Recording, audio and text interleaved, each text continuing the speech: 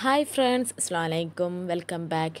ഇന്നൊരു സിമ്പിളായിട്ട് ഉണ്ടാക്കാൻ പറ്റുന്ന ഒരു പിസ്സ റെസിപ്പി ആയിട്ടാണ് വന്നിട്ടുള്ളത്. അതിന് വേണ്ടിയിട്ട് ആദ്യം തന്നെ ബോൺലെസ് പീസായ ചിക്കൻ എടുത്തിട്ടുണ്ട്. അതിലേക്ക് മുളക് പൊടി, മസാലപ്പൊടി, മഞ്ഞൾ, ഉപ്പ് ചേർത്തിട്ട് നന്നായിട്ട് മാഗ്നേറ്റ് ചെയ്തതിന് ശേഷം കുറച്ച് ഓയിൽ ഒഴിച്ചിട്ട് ഇതൊന്ന് ഫ്രൈ ചെയ്തെടുക്കുകയാണ് ചെയ്യുന്നത്.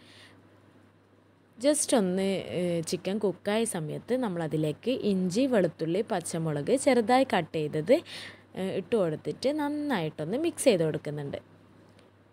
മീഡിയം ടു ലോ ഫ്ലെയിമിൽ വെച്ചിട്ടാണ് നമ്മളിതൊന്ന് കുക്ക് ചെയ്തെടുക്കുന്നത്. ബോൺലെസ് പീസ് ചെറിയ ചെറിയ പീസസ് ആയിട്ട് കട്ട് ചെയ്തത് കൊണ്ട് തന്നെ പെട്ടെന്ന് അത് കുക്കായിക്കോളും.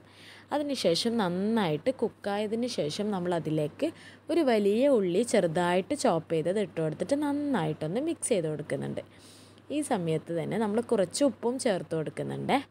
അങ്ങനെ ഉള്ളി ഒന്ന് വാടിക്കഴിഞ്ഞാൽ, നന്നായിട്ട് വാടൊന്നും വേണ്ട, ചെറുതായിട്ടൊന്ന് വാടിക്കഴിഞ്ഞാൽ അതിലേക്ക് ചെറുതായിട്ട് കട്ട് ചെയ്ത ക്യാരറ്റ് ചേർത്തിട്ട് നന്നായിട്ട് മിക്സ് ചെയ്ത് കൊടുത്ത് അതിലേക്ക് കുരുമുളക് പൊടിയും മസാലപ്പൊടിയും കുറച്ചായി ചേർത്ത് കൊടുക്കുന്നുണ്ട്. ലാസ്റ്റായിട്ട് നമ്മളിതിലേക്ക് ക്യാപ്സിക്കാണ് ചേർത്ത് കൊടുക്കുന്നത്. ക്യാപ്സിക്കം ചേർത്തതിന് ശേഷം നമ്മൾ ജസ്റ്റ് ഒന്ന് മിക്സ് ചെയ്തിട്ട് ഫ്ലെയിം ഓഫ് ചെയ്യുകയാണ് ചെയ്യുന്നത്.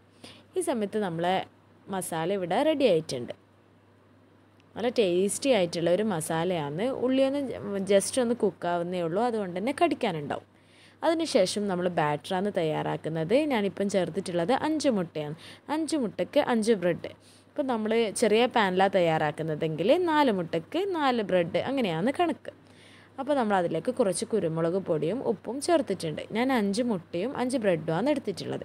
ഇനി നമ്മളിതുപോലെ ഒരു പാൻ എടുത്ത് അതിലേക്ക് ഓയിലൊന്ന് മൊത്തത്തിൽ സ്പ്രെഡ് ചെയ്ത് കൊടുക്കുന്നുണ്ട്.